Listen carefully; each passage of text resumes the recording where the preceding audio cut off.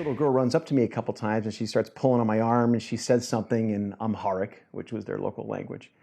And of course, I had no idea what she was saying. And she'd go back behind mom and peek out and giggle. The man leans over to me again and says, hey, that little girl there, she thinks you're her father.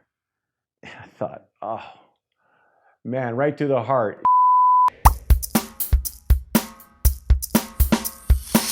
Hey everyone, welcome to Dialogue. Today's episode we'll be meeting a wonderful gentleman by the name of Mark Lewis. Mark, you and I have become great friends over the years, and one thing I've always known about you is you've had a tremendous passion and a lot of compassion for this world, and you've actually started an organization called Arukah Global.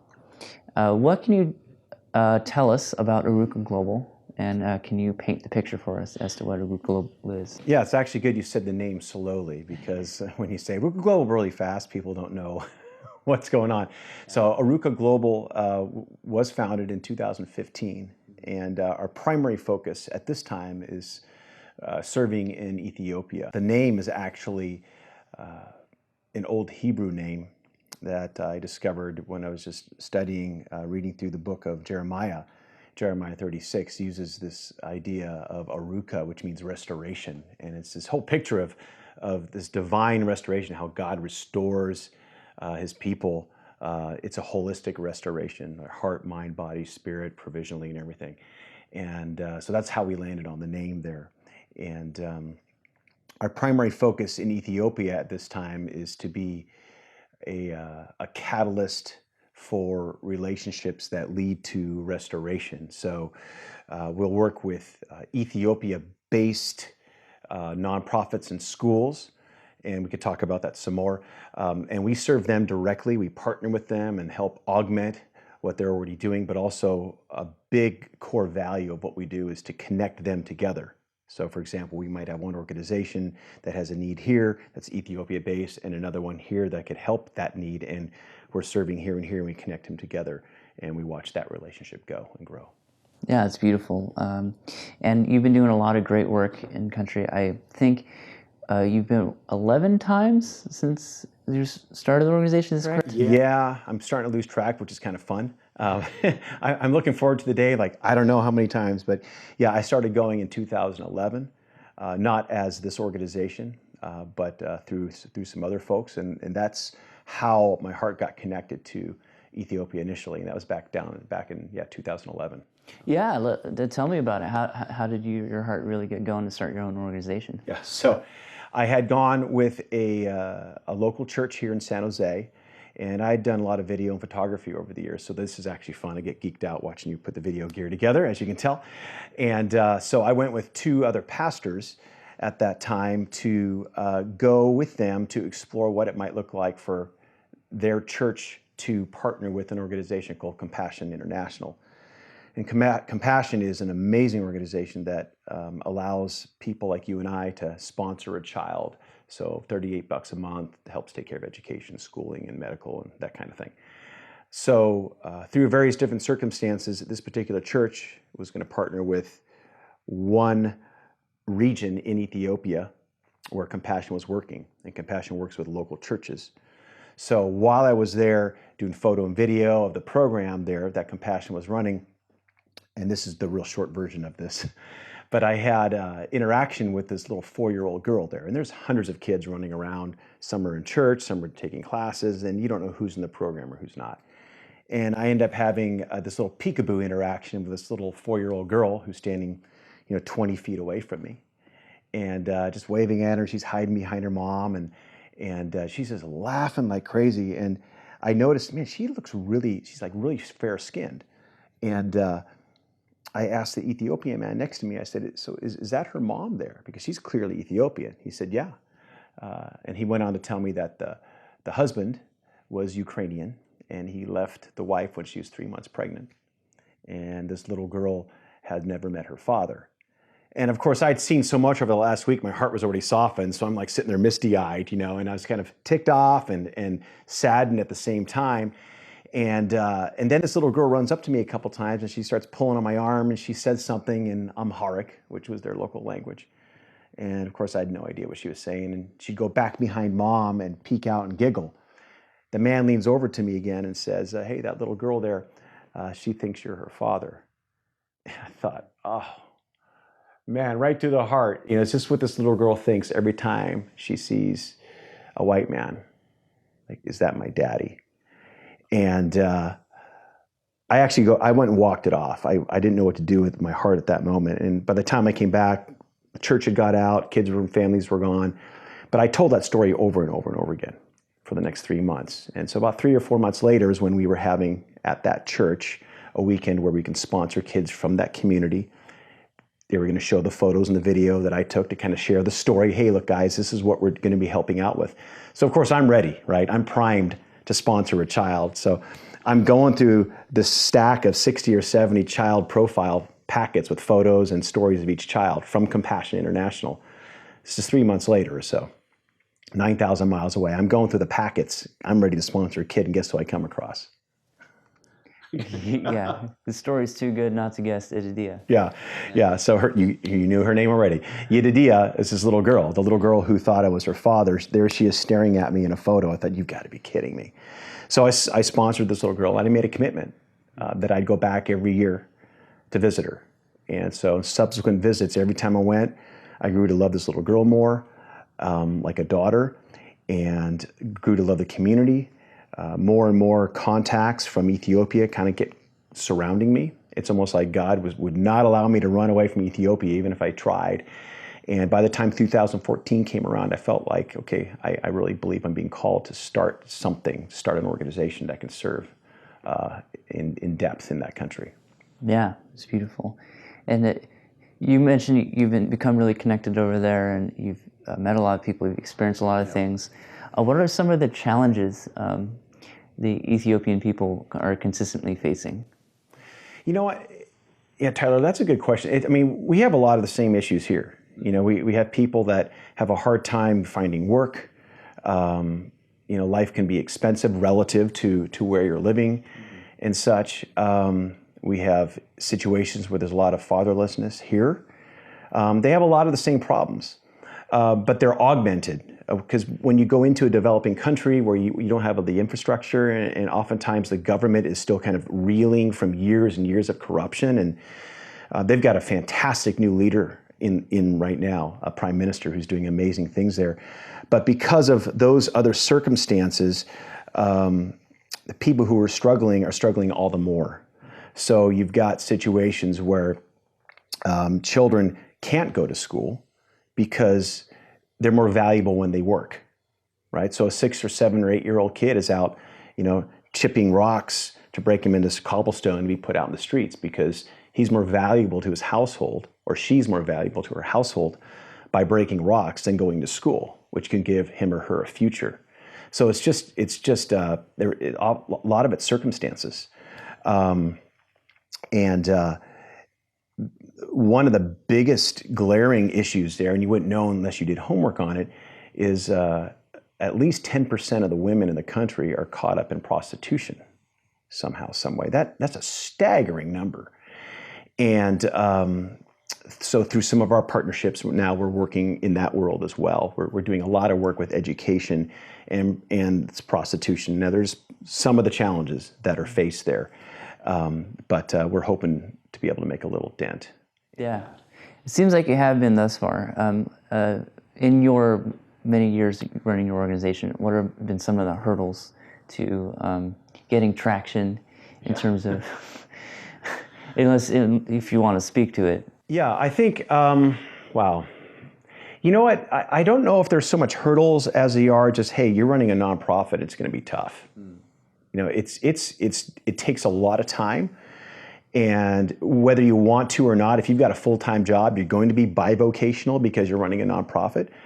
It just so happens I'm at this point in life, I'm a pastor part-time at a church here in San Jose, and now I'm running Arukah part-time. But it requires that kind of time. So time is one of the big challenges here in Silicon Valley because you've got to make time to make a living out here. Mm-hmm. And this place is ridiculous. It's really expensive. So that's just really practically speaking. I think one of the greatest challenges is getting other hearts connected to what you're doing there, to what we're doing there. because as you know, there's so many amazing causes. There's fantastic nonprofits and charities out here that people give their hearts, their times, and their money and their efforts to. And we're just one of those. Yeah. So the challenge is breaking through a lot of the noise out there, a lot of the social media and the big budget advertising noises for nonprofits, and to get in front of people. And that's a time thing. So a lot of my time is spent sitting down one-on-one, sharing the vision with people, sharing stories. Hey, look, here's so-and-so. Here's a video of so-and-so. This little girl here, was in this type of situation. She's one of 4 siblings and who are orphaned, but she's now the oldest one. So we're helping her go to college, so she can not only help support her family, but so she can have a future. Do you want to help? Do you want to be a part of this? Right. So as with any nonprofit, one of the biggest challenges is funding the work we feel God's called us to do in Ethiopia, but it requires people's hearts to be attached to it. Yeah, that's beautiful. Getting hearts attached to it. For many years, you worked on my heart, and God worked on my heart to join you on a trip, actually. Yeah. And I've only been on one trip with your organization, but I can tell you from personal testimony, it's incredible the work you're doing in country.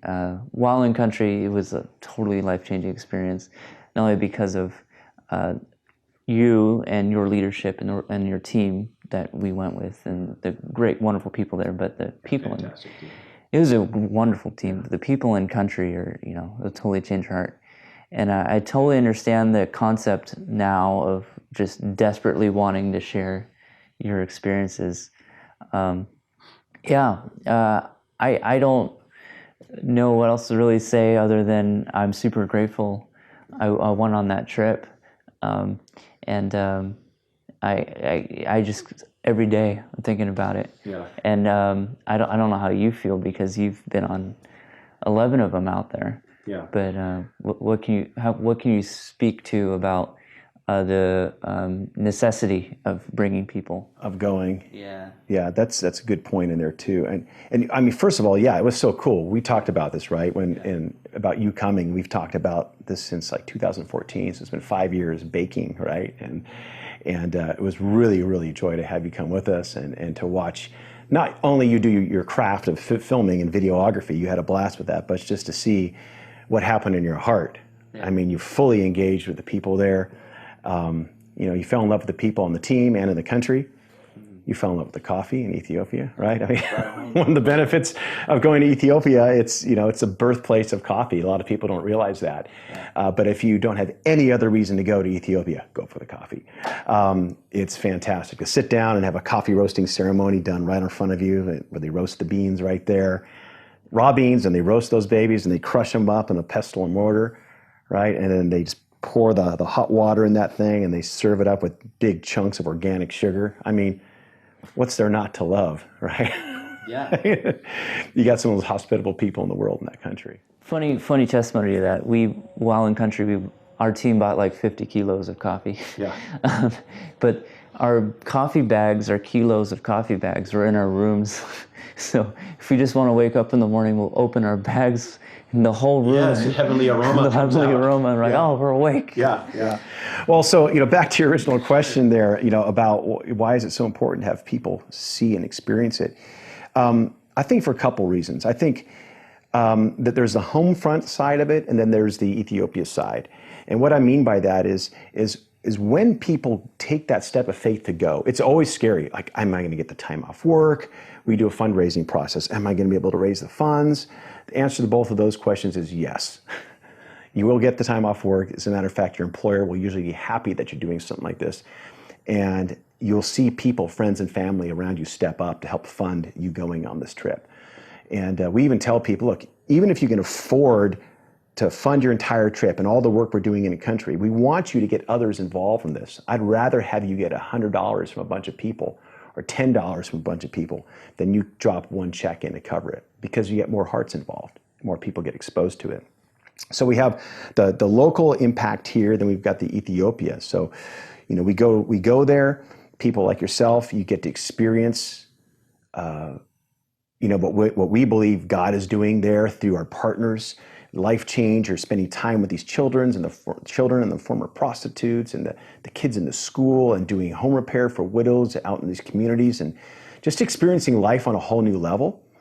And you fall in love with the people there. You fall in love with the idea of, you develop a new hunger, as you know, to serve others. Maybe it's on another mission trip, maybe it's back home. But you also help us do what we're called to do there. We can't do what we're called to do there without going with teams. So you help do some amazing work, as you saw, when you come with a team as we partner with our partners. Our whole goal is to empower our partners. So that's what our teams help do.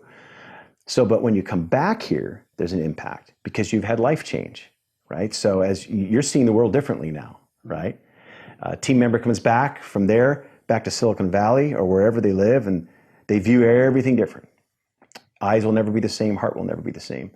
And our hope, our prayer, our desire is that when people come back, they get more engaged with local outreach. They're going to volunteer at their local schools. They might go volunteer at a local shelter for men or women or homeless or addicts or whatever it might be. They become better human beings here because they went there. Yeah. And oftentimes because our hearts break, maybe for the first time, more than ever. Right. And there is true life change. So it impacts people here as well. Yeah, and a little bit of testimony to that too for me. You can't help but spread that to your friends and family. Yeah. Share the testimonies of what you experience in country, yeah. And also encourage those around us to step out and do more for the people around them. Yeah. Yeah, you can't turn that off. And also, as you mentioned, I was a videographer on the trip and took lots of pictures. So made lots of montages. I figured we could share one of them, at least in this testimony. So I'll just roll that here.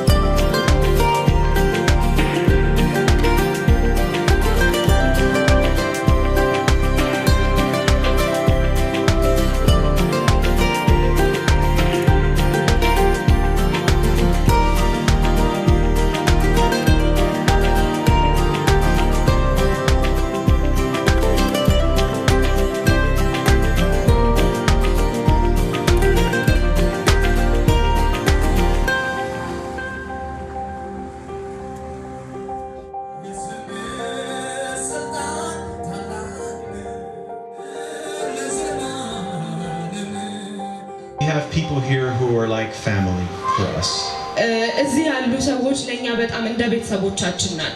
I correct myself, you are family to us. So happy to meet you. Hi.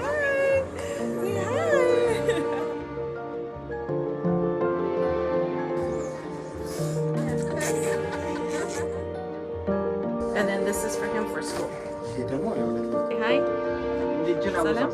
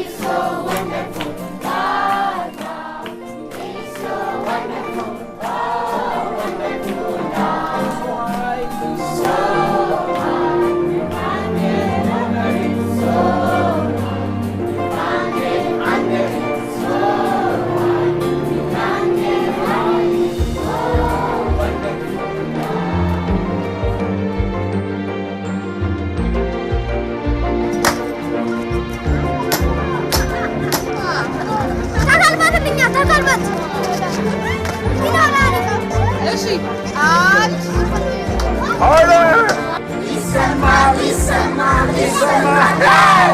I said a boom, chicka boom!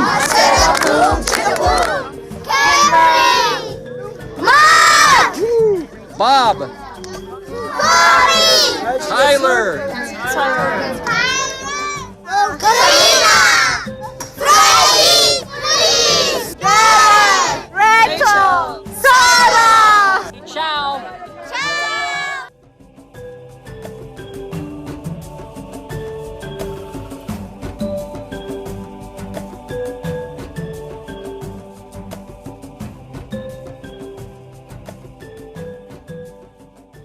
So that was a bit of a montage of what we experienced in country, and I'm happy that our audience was able to experience it.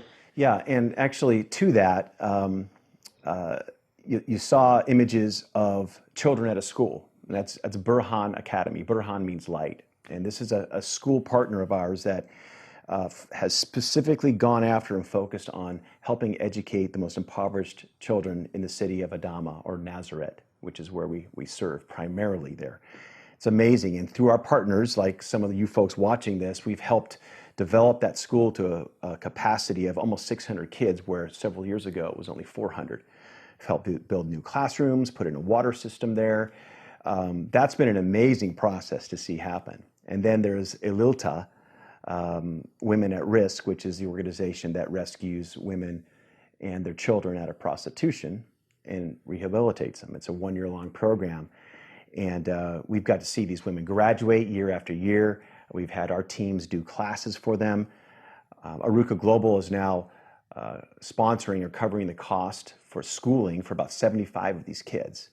We call them our 180 kids because roughly $180 a year puts a kid in school. That's nuts. Help a kid make a 180-degree turn in their life for $180. Backpack, tutoring, school fees, registration, all of that for $180. It's ridiculous. That's one of the reasons we serve there, right? And then there's the CDTRC, or the Child Development Training and Research Center, which you saw in the video there too. Some of the they're the foremost child advocacy organizations in the country, and we work with them and serve their team as they help serve their community. And we got to help provide a large holiday dinner for some of the poorest of the poor in their community. And they're actually working with us now to develop a curriculum for young boys, because our next step as an organization is to start developing a mentoring program for young boys. And that's a whole other subject, but we're going to be unwrapping that over the next couple of years. And so Lord willing, we'll see the fruit of that come into fruition as well. Yeah, a lot of fruit has definitely been coming from Arukah Global. How can those in our audience, if they were at all interested, how can they support your efforts with Arukah Global?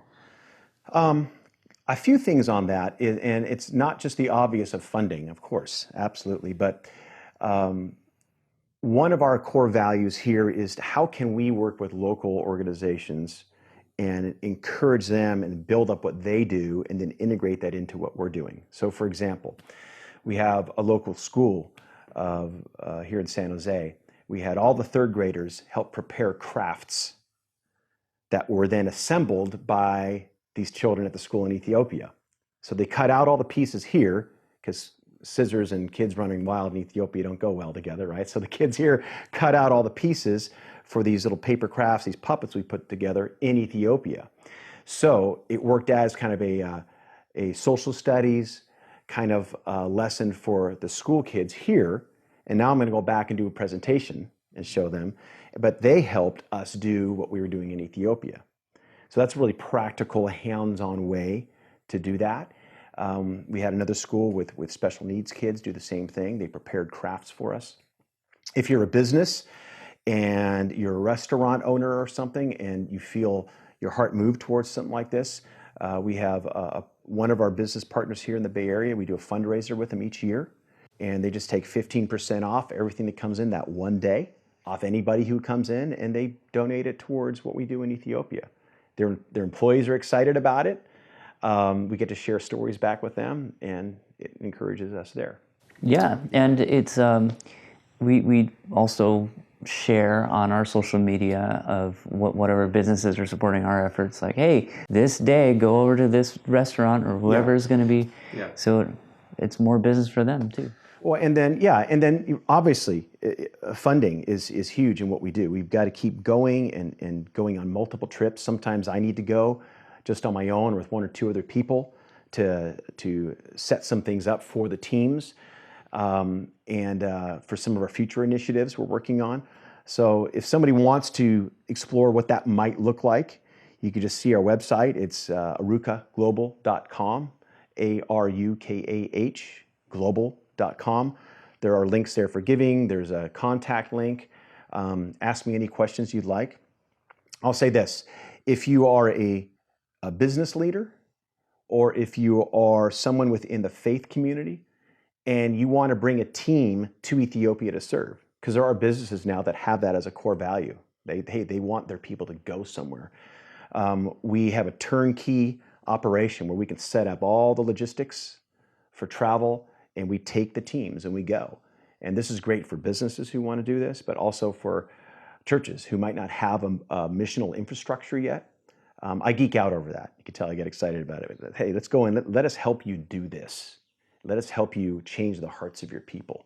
We'd love to host that. That'd be awesome.